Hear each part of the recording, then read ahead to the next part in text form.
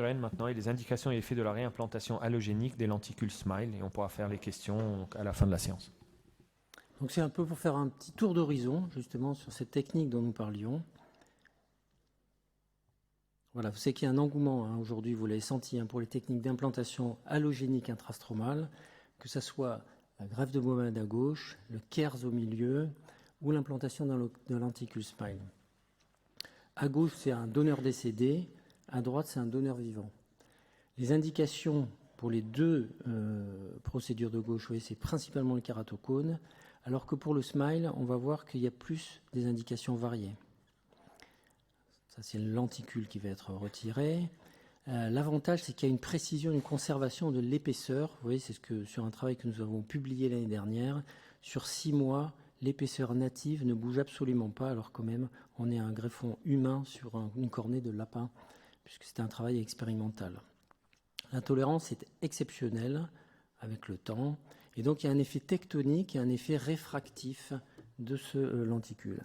Alors parmi ces indications, celle que l'on a utilisée le plus, qu'on a étudiée le plus, c'est celle que vous avez vue avec Guillaume Boutillier, mais il y en a d'autres, en particulier le traitement des amincissements stromales séquelaires ou dans les perforations avec des publications récentes. Vous voyez ici une cornée extrêmement amincie suite à un abcès de cornée.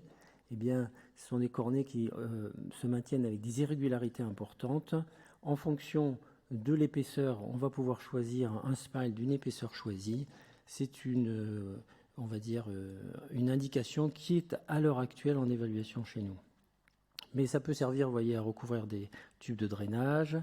C'est utilisé aussi dans la littérature dans le kératocone. Je ne suis pas certain qu'il faille le retenir vraiment. On a surtout des lenticules qui sont convexes et donc qui vont aggraver en fait le mouvement de la cornée.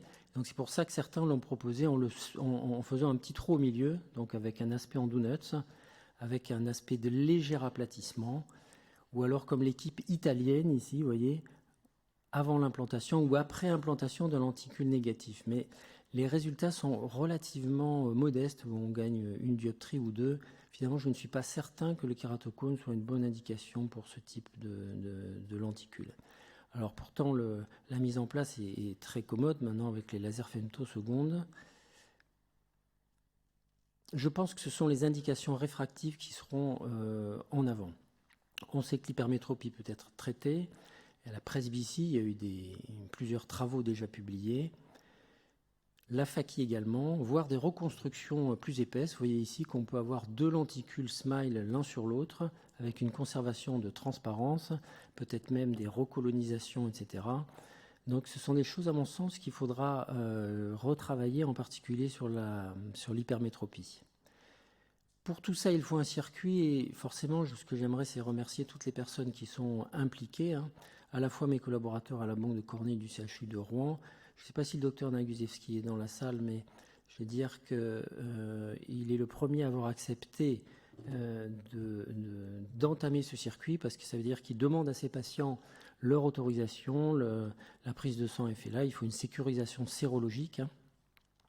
Et puis bien sûr, il y a les techniques de conservation en aval, en particulier les techniques de dessiccation que l'on met en place et qui, je pense, nous permettront de garder à long terme, parce que le projet, à mon sens, c'est de pouvoir avoir une Tissutech avec des lenticules de SMILE de toutes les puissances désirées et de toutes les épaisseurs désirées à disposition, puisque bien sûr, on ne pourra pas pouvoir le faire si on a une conservation qui ne dépasse pas 3 à 4 semaines. Voilà, je vous remercie de votre attention.